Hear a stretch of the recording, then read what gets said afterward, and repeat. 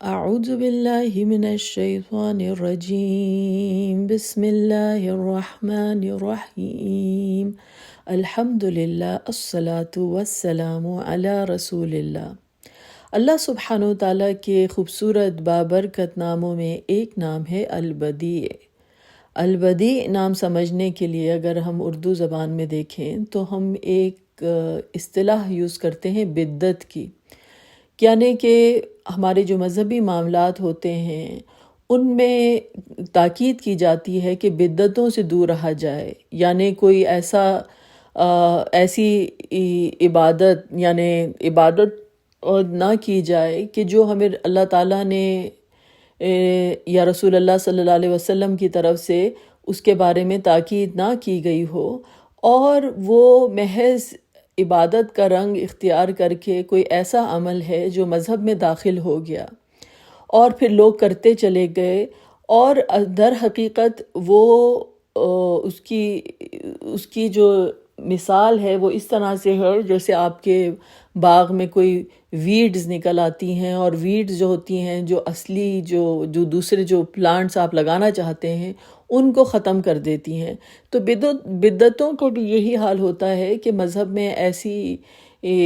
ہم چیزیں جو ہیں وہ لے کر آ جاتے ہیں کہ جو اصل عبادت کو ریپلیس کر دیتی ہیں، جس کی تاکید اللہ تعالیٰ نے کی، جس کی تاکید رسول اللہ صلی اللہ علیہ وسلم ہم سے وابستہ ہے۔ تو بدعت کا لفظ آپ اس سے واقف ہوں گے۔ جب ہم کہتے ہیں کہ اللہ سبحانہ وتعالیٰ کا نام البدیع ہے تو اس کا مطلب یہ ہے کہ اللہ تعالیٰ ہر چیز کی ابتدا کرنے والا ہے، ہر چیز کی شروعات کرنے والا ہے۔ اللہ تعالیٰ ہی کی ذات ہے جو ہر چیز کو اوریجنیٹ کرتی ہے، دا اوریجنیٹر جسے آپ کہیں گے کہ اللہ سبحانہ وتعالیٰ جو ہیں ہر چیز کی ابتدا کرنے والے ہیں۔ تو قرآن میں آپ دیکھیں گے کہ آتا ہے بدیع السماوات والارض فَإِذَا قَضَى أَمْرًا فَإِنَّمَا يَقُولُ لَهُ كُن فَيَكُونُ، کہ اللہ سبحانہ وتعالیٰ آسمان اور زمین ان کے بدیع ہیں، اس کی ابتدا کرنے والے ہیں، یعنی سرے سے یہ موجود ہی نہیں تھی اور اللہ تعالیٰ نے ان کو وجود میں لے کر آئے ہیں۔ اور پھر اس کے بعد آیت میں آتا ہے فَإِذَا قَضَى أَمْرًا، جب اللہ تعالیٰ کسی چیز کا فیصلہ کرتے ہیں، کسی چیز کی تقدیر اللہ تعالیٰ نے جب ڈٹرمن کر دی تو پھر اللہ سبحانہ وتعالیٰ کہتے ہیں کن فیکون، یعنی کہ وہ چیز ہو حکم دیا جاتا ہے کہ ہو جا، اور وہ چیز جو ہے ہو جاتی ہے۔ تو اللہ سبحانہ وتعالیٰ کی ذات جو ہے وہ در حقیقت البدیع ہے، اور دیکھا جائے تو تمام کی تمام کائنات میں جو آپ اس کا جو ڈیزائن دیکھتے ہیں اور انسان جب اس کو اسٹڈی کرتا ہے، اور پھر ہم دنیا میں سے جتنے بھی پرنسپل سیکھتے ہیں، اور پھر آپ کسی نے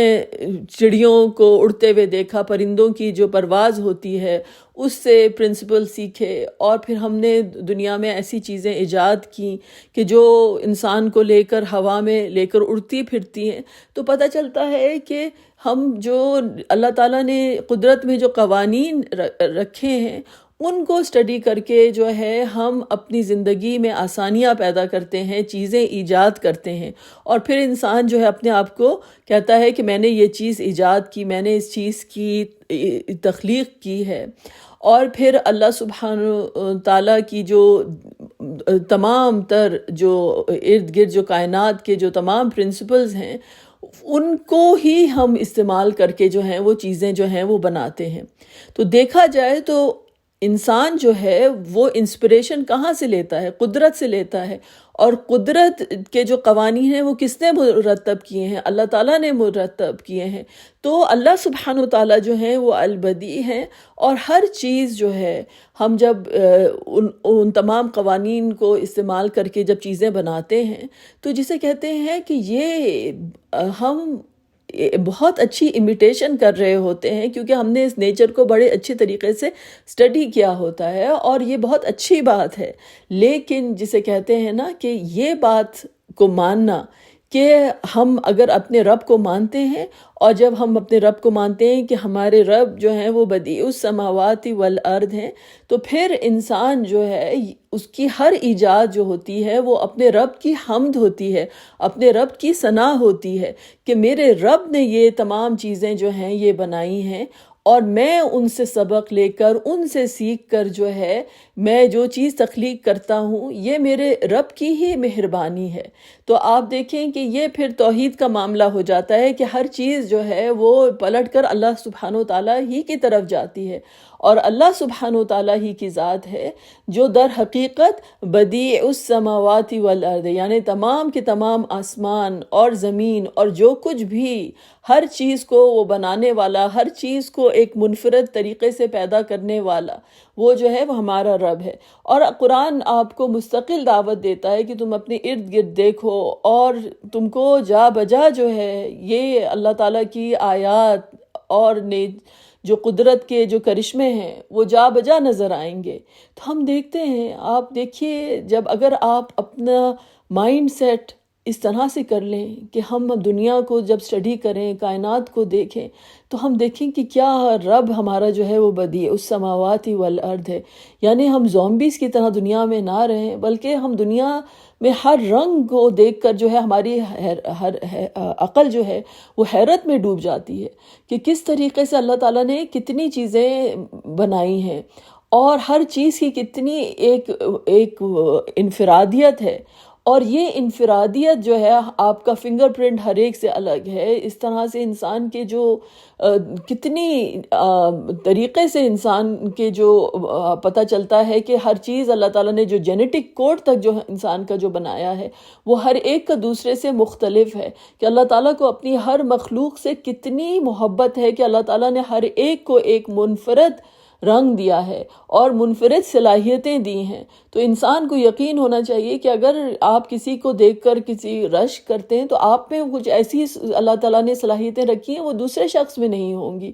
کیونکہ وہ بدیع السماوات والارض ہے۔ اس نے اپنی ہر مخلوق کو جو ہے وہ ایک نیا رنگ دیا ہے، نئی صلاحیتیں دی ہیں، اور یہ اللہ سبحانہ وتعالیٰ سے جڑنے سے، ہم جب اللہ تعالیٰ کے ساتھ جڑتے ہیں تو پھر ہمیں پتہ چلتا ہے کہ ہم جب اس کے شکر گزار بنتے ہیں تو اللہ تعالیٰ پھر ہمیں جو ہے ہماری صلاحیتوں میں وہ نکھار لے کر آتے ہیں کہ ہمیں لگتا ہے کہ ہمیں خود نہیں پتہ ہوتا کہ ہمارے اندر اللہ تعالیٰ نے کیا کیا جو ہیں وہ خوبیاں رکھی ہیں۔ پھر آپ دیکھیے کہ جا بجا اگر ہم غور کریں تو ہمیں کتنی مخلوقات نظر آتی ہیں کہ ہم نے ان کا تصور بھی نہیں کیا ہوتا، اور جب ہم دیکھتے ہیں تو ہماری عقل جو ہوتی ہے وہ حیران ہو جاتی ہے۔ جیسے کہ آپ نے کبھی مور کو دیکھا ہو اور پھر آپ ایک مختلف رنگ کا مور دیکھیں تو آپ بولیں گے کہ مجھے تو نہیں معلوم تھا کہ اس رنگ کا بھی مور ہوتا ہے، یا آپ کو پھر کچھ ایسے جانور نظر آئیں جو آپ نے کبھی سوچا بھی نہ ہو کہ اس طرح کے بھی جانور ہیں، یا یہ جانور اڑ بھی سکتا ہے۔ تو اللہ سبحانہ تعالیٰ کی طرف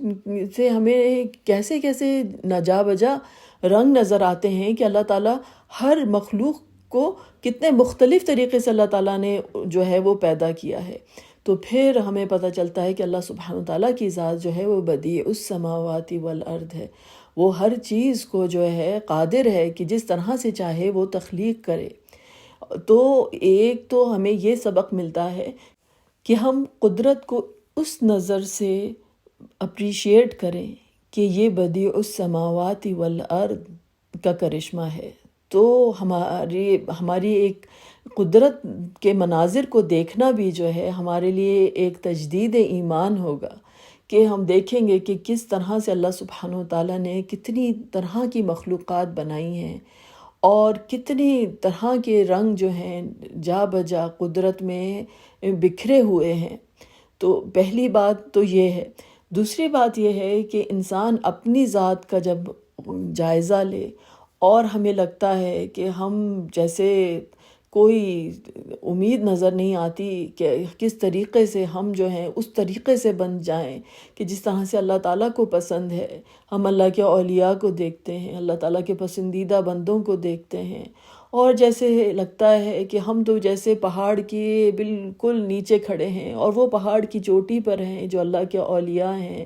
جن لوگوں کو اللہ تعالیٰ پسند کرتے ہیں، تو ہمیں یقین ہونا چاہیے کہ اللہ تعالیٰ جو ہے وہ معاف کرنے والا ہے، وہ غفور الرحیم ہے۔ اور اگر ہم اخلاص کے ساتھ پلٹ کر اپنے رب کے پاس جائیں اور اس کی بارگاہ میں توبہ کریں اور اللہ تعالیٰ سے دعا کریں کہ ربنا ظلمنا انفسنا، کہ ہم نے اپنے آپ کو جو ہے اندھیروں میں ڈال لیا ہے، اپنی ذاتوں پر ظلم کیا ہے،